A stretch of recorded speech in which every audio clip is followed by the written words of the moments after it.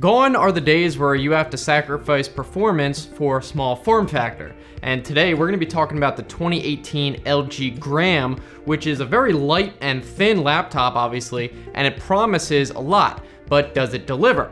Well, I can tell you right off the bat, yes it does. So we're gonna talk about in this video some advantages, some shortcomings, and pretty much just whether you should consider getting one. Now there are a few different models. This one is a 13-inch, for example, and there's also a 14-inch and a 15.6-inch. Of course, the slightly larger ones will be a little bit heavier. This one's about 965 grams. It's under a kilogram. That's where the name comes from. The exact model, this is a mouthful. It's the 13Z980-A.AAS7U1. And I do want to thank LG for sending this laptop over to me so I could review it. So full disclosure, I didn't buy this thing, but it's not like they're paying me for it. So I think what we'll do first is go over the specs and features, like what we got inside and outside the thing, and just talk about each of those. And then afterwards, we can do a more general overview and discuss my experience with performance, how it works in certain situations, and all that. So the first thing we could talk about is the screen. That's pretty much the first thing you see anyway.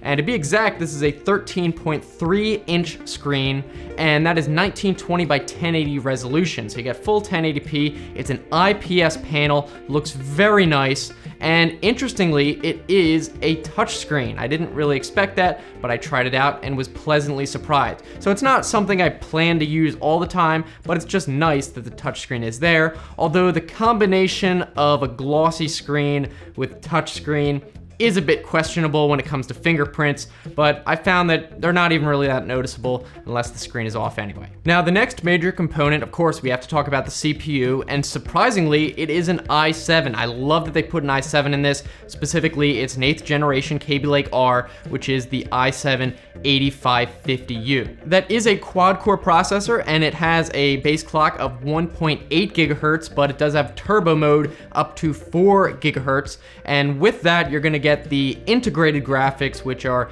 the UHD graphics 620 by Intel. Next up is RAM, and there are 8 gigabytes in here, and that is at 2400 megahertz frequency, and timings of 10, 10, 10, 28 for those of you who know what that is. And it is dual channel, and that means there's also gonna be another slot of RAM, so if you wanted to add more to it, you could do that too. And for storage, it has a 256 gigabyte SSD in an M.2 form factor, although unfortunately it is SATA, not NVMe, but it does actually have an extra M.2 slot in there, so if you wanna add an NVMe drive, or maybe even put in 2 or swap out the current one, you could always do that. As for network connectivity, it does have Bluetooth built in. It's 4.1, unfortunately not 5.0. Kind of wish they might have future-proofed it with that. Not really a big deal. And it does have Wi-Fi AC, so that's always nice, of course. And for LAN, there's no LAN port, it's too thin for that, but it does have the USB-C port that we could talk about in a bit, and there's a LAN dongle that comes with it, although it seems to only be 100 megabit LAN on that dongle, so I don't know why they didn't just bump it up to a gigabit. You could always get one if you wanted, but I'll point it out. So speaking of USB, we may as well go over the I/O ports on the side. So it does have 2 full-size Type A USB 3.0 ports and a USB-C port, which is also 3.0. It also has a regular-sized HDMI port for video output. It's got a micro SD card slot and a 3.5 millimeter headphone jack.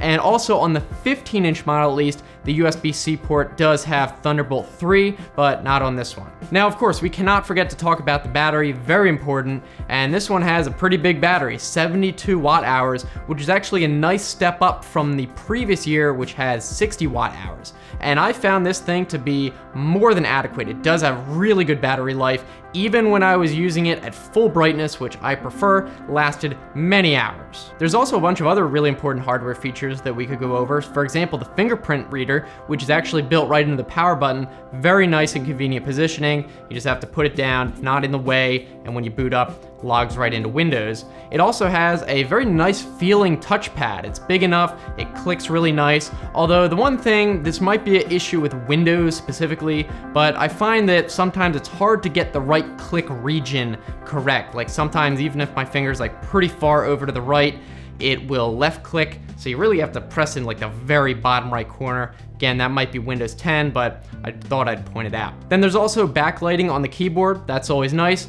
And on the bottom, there are 2 speakers, but they're very small, having to fit into that small form factor, so they really don't sound that good. I mean, better than nothing, but I wouldn't be listening to too much music on it. Now, for build quality, there's a few things we can talk about here. First of all, overall, I think it has a really nice build quality. It's very sturdy considering how light it is at only 965 grams. That's just over 2 pounds a bit. As for the material of the body, it's something called nanocarbon magnesium, which apparently is technically a metal alloy, but I would not call it metal. It really does feel like plastic, a nice plastic and light, but realistically, no matter what it's made of, no one would call this metal. But again, despite that, the whole construction does feel solid. Another thing I should point out is the warranty. It's only 1 year of a limited warranty, so really not that long. Not a fan of short warranties like that.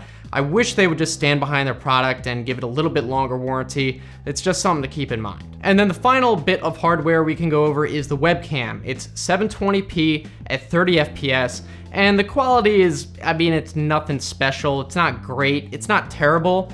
I would say that you can definitely notice it has a lot of post-processing, so it does a lot of work to do its best with a tiny little sensor, so it brightens up the image. But with that, normally you would get a lot of noise, so it has to do a lot of very obvious noise reduction. So even though overall it looks good, it kind of makes you look like you're in a painting almost. It like over smooths everything because it has to. So it works if you're just gonna be using it for like casual video chats with friends or something like that, but I wouldn't use it for much more than that. So now that you know what you're dealing with in terms of specs, we can go over my personal experience with using it.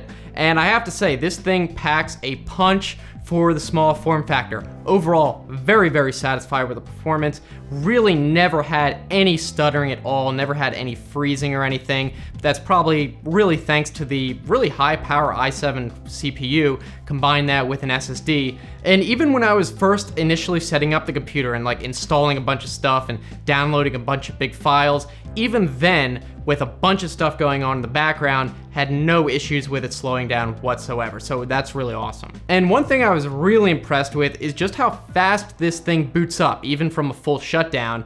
It's like almost instant. I had to even check to make sure that I fully shut down the computer and it wasn't just in sleep mode. It wasn't, and if it is in sleep mode, it's basically instant, so that is really awesome. And kind of like I said before, even when it comes to multitasking, running everyday apps like word processors, email, web browser, whatever you want to throw at it, it's always pretty much instant. It's great performance. Now, I know a lot of you are probably going to be asking about gaming on this laptop, so I did a bit of testing we can talk about, but I should preface this section by saying this is not a gaming laptop. That should be pretty obvious. It's got integrated graphics. It's not advertised as a gaming laptop, so I really can't criticize it for that. I mean, it technically is possible to run some games on it, but you really better be prepared to lower the graphics settings all the way and maybe even lower the resolution as well. So for example, I tried out Counter-Strike Global Offensive on there, relatively modern game, but it is kind of optimized for performance.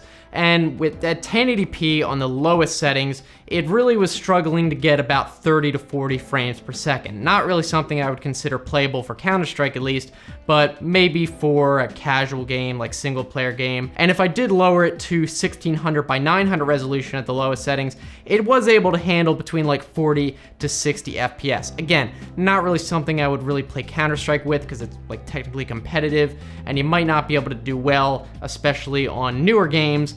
But I mean, if you really had to, you could, but it's not like I would go out and buy this laptop for gaming specifically, not at all. Now, that being said, that doesn't mean the integrated graphics chip is lacking in performance in every other aspect. So to give you an example, it does really well with video performance, and I even tested it out with a 4K Blu-ray quality video file that I even streamed from my NAS server. So it was even able to download that at the same time as playing the video back, no stuttering at all, and that was like a 50 gigabyte video file for the movie. So huge file, was able to handle it, no issue. Granted, it was playing back on a 1080p screen, but even if you're gonna downscale a 4K video, it's gonna look better. So I think I can safely say that you're not gonna have any issue playing back any type of video if it can handle that. All right, now next up, why don't we do a little bit of benchmarking? And look, normally I'm not really a fan of benchmarks. I think they're good for a general relative comparison, but not something that you should look at absolutely for performance. But I thought we could do some for fun and maybe compare it to like my current desktop and just see what happens. It's not a fair fight by any means, but it actually was able to hold its own, so we can go over these results. So what I used was PC Mark, which is more for like general purpose benchmarking, web browsing, productivity apps, that sort of thing. So some of you may be familiar with it, and these scores may mean more to you than others, but I'll mention them anyway. So the overall score of the LG Gram was 3101. And we can compare that to my desktop PC, which has a 5960X in it and a Titan X graphics card, which scored 5022. So clearly, that's not bad at all when you consider how small the LG Gram is, and when that thing is like enormous. And that also got a lot of its score from the graphics, so we can dig in. It actually does get a little bit more impressive when we look at the details. So if we look at the Essentials test, for example, that had a score of 6400 for the Gram versus 7500 for the big desktop. Not bad at all. That's an overclocked 5960X. That's a $1,000 CPU when it came out. And then if we look at the productivity test, it's even more impressive. The scores are almost the same, around 5,300. Though when we get to the digital content creation, we can start to see it slip here a bit, and with like photo editing and video editing and stuff, this had a score of 2,400 versus my desktop had 8,100, which big difference, but remember, the graphics card in this desktop cost pretty much as the entire laptop we have here. So honestly, for what it is, that's a pretty good score. Though I should point out, I guess, that if you really need a graphics card sometimes, then you could get the 15-inch model, which has Thunderbolt 3, and you could potentially plug in an external graphics card if you need one. But again, I wouldn't put too much stock into these benchmarks. I mostly just did this for fun and curiosity, and consider again that that is a pretty high-end PC it was up against, and still did pretty darn well. All right, so finally, let's talk about some overall thoughts on this laptop. Basically, I would say it's a really good laptop in its own right, and then when you add on top the lightweight and form factor of it, it becomes an awesome laptop. Whether you want to use it for like carrying to school or just sitting at home, I would not hesitate to use this, and probably actually will use this as like my main laptop that I carry around if I just want to throw something in the backpack and I don't need the most powerful video editing mobile workstation, which is what I would normally have to carry around. So I'm gonna use this for basically everything except that. And what I also like about it being lightweight and small is that maybe I wanna look something up on the internet and I'm just around the house. Instead of taking out my phone and typing it in on a small screen, it is actually fast enough to boot up, and again, light enough to just grab and open up and type it in that way. So it's nice enough to actually use as like a laptop instead of something that you're like, oh, should I go get out the laptop? You don't have to worry about that at all. So why don't we also summarize some of the things I do like and then mention that I didn't like.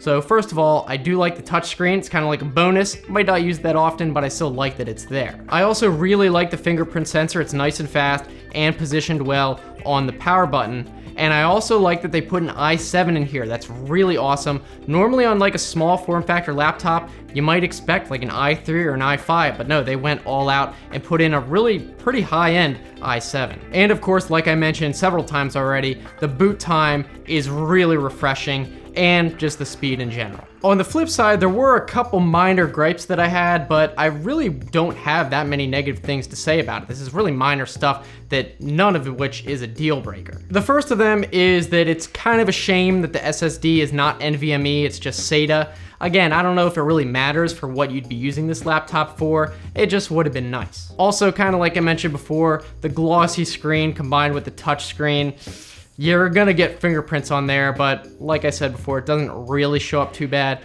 unless the screen's off. And then the final thing is that 1-year warranty, pretty short, really the biggest bummer in my opinion. So nothing deal breaker again, but just a few things that would have been nice to have better. So I guess for the final takeaway, let me say this.